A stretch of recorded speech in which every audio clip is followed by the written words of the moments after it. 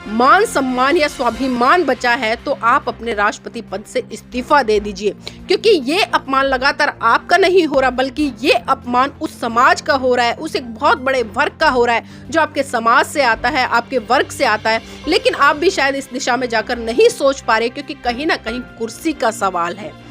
कुर्सी का सवाल है क्योंकि आपको कुर्सी मिली हुई है और कुर्सी से आप चिपके हुए हो। आपके सामने महामहिम राष्ट्रपति जुड़ा हुआ है। आप उस मनुष्य के नारे लगा रही हैं जिसने अपनी पत्नी की अग्नि परीक्षा ले ली, जिसने गर्भावस्था में अपनी महिला को जंगल में धोखे से छोड़ दिया, जिस व्यक्ति ने छल कपट से बाली का वध कर डाला। और इतना ही नहीं, जब एक शूद्र समाज से आने वाला शंभुक ऋषि जो कि शिक्षा प्राप्त करके लोगों को ज्ञान बांट रहा था, उसका भी वध कर दिया। आप उसकी जय जयकार कर रही हैं, उसके नारे लगा रही हैं, उसको पुरुषोत्तम मर्यादा राम कह रही हैं।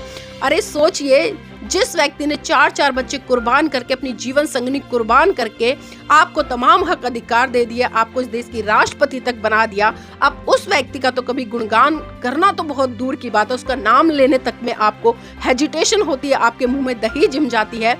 क्यों? क्योंकि वो व्यक्ति एक दलित समाज से था जिसने इस भारत देश का संविधान लिखा।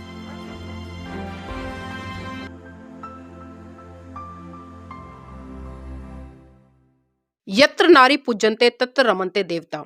नमस्कार, आप देख रहे हैं एनबी न्यूज 24x7 नीलम बोध के साथ। साथियों, अभी जिस तरह से मैंने पंक्तियां कही कि यत्र नारी पूज्यन्ते तत्र रमन्ते देवता, जहां नारियों की पूजा होती है वहां देवता निवास करते हैं, ये कहना है तमाम हिंदू साधु संतों का और हिंदू लोगों का।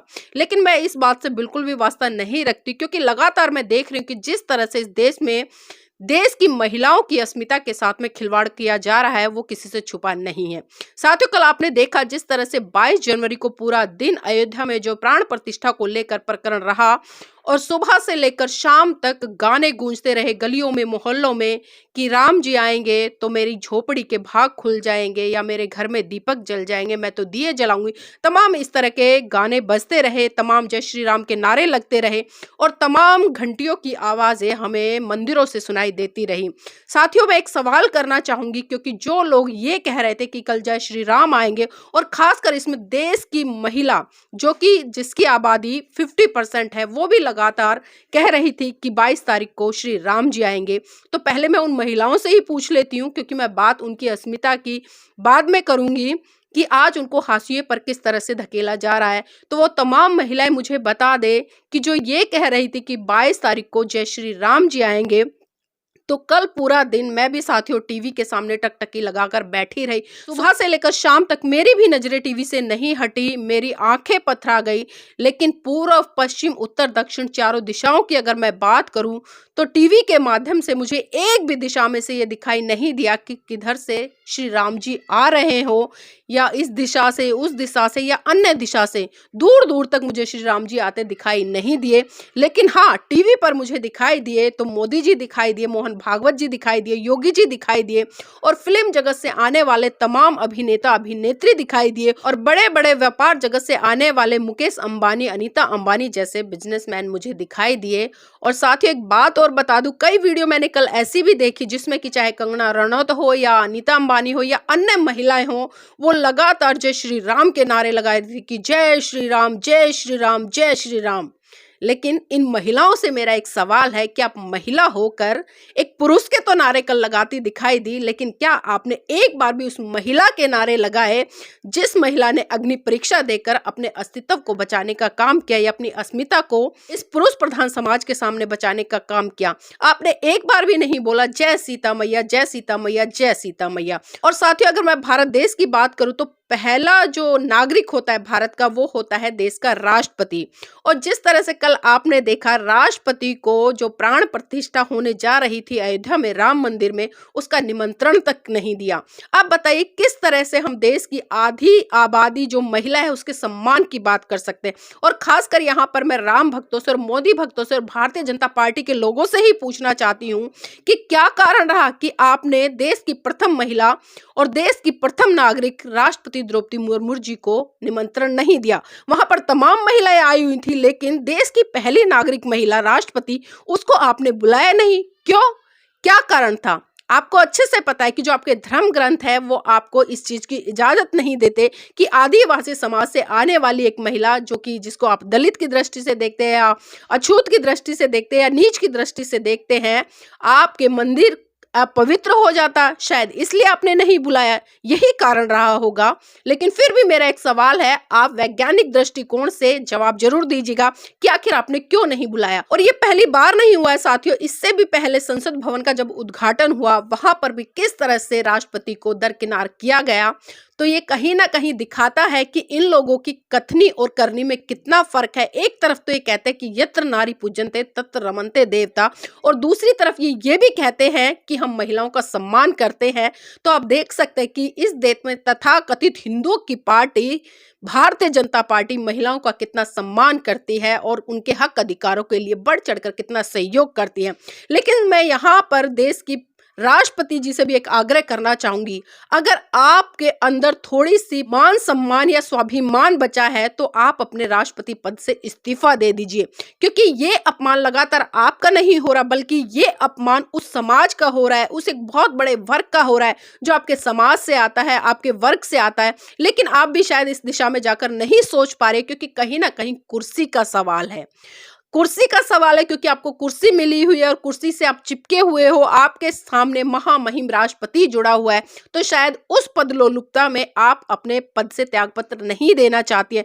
लेकिन मैं फिर कहूंगी कि अगर थोड़ी सी भी मान मर्यादा आपके अंदर है, पद प्रतिष्ठा है या स्वाभिमान की एक भावना है या अपने समाज के प्रति थोड़ा सा भी सत्कार भाव है, तो आप इस पद को लात मारिए और दिखाइए इस भारतीय जनता पार्टी को और तमाम हिंदू लोगों को कि आप के लिए पहले आपका स्वाभिमान है, उसके बाद कोई पद प्रतिष्ठा है। लेकिन मैं जानती हूं आप ऐसा नहीं करेंगे, क्योंकि मैंने पहले भी वीडियो बनाया था, पहले भी आपसे आग्रह किया था जब संसद भवन का उद्घाटन हुआ था।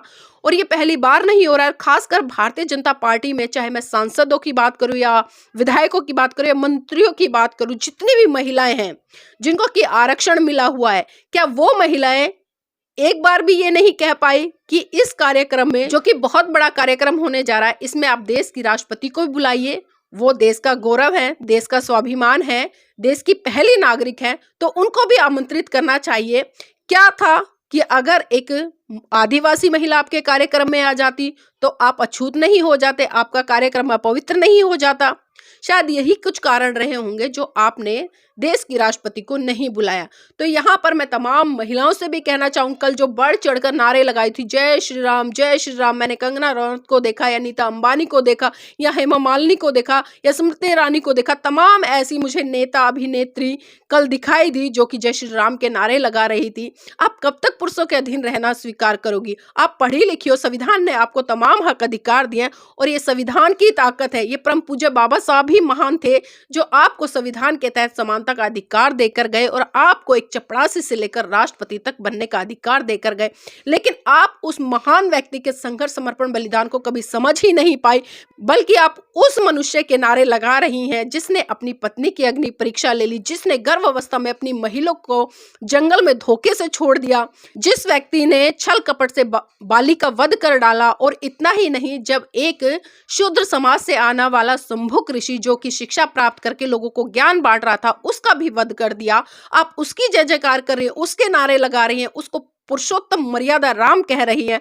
अरे सोचिए, जिस व्यक्ति ने 4-4 बच्चे कुर्बान करके, अपनी जीवन संगनी कुर्बान करके आपको तमाम हक अधिकार दे दिया, आपको इस देश की राष्ट्रपति तक बना दिया, आप उस व्यक्ति का तो कभी गुणगान करना तो बहुत दूर की बात है, उसका नाम लेने तक में आपको हेजिटेशन होती है, आपके मुंह में दही जम जाती है। क्यों?